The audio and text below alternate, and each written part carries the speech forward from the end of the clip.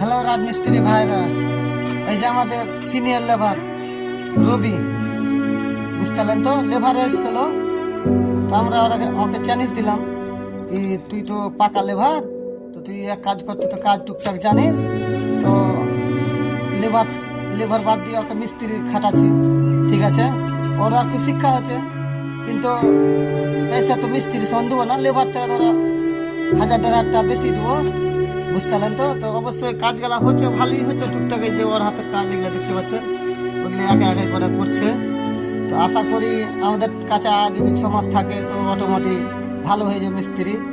তাই জন্য বলছি, যেসব লেবার ভাইরা সিনিয়র লেবার, এই যে আমাদের রবির মতন সিনিয়র লেবার, যারা গ্রামে বাইরে কলকাতাতে লেবার খেটে বেড়াচ্ছ, আমাদের কাছে এসো, মিস্ত্রি চ্যালেঞ্জ দেবো। মিস্ত্রিতে লেবারে খাটাবো না, ডাইরেক্ট আমাদের কাছে আসবে, পুণ্যি ধরিয়ে দেবো।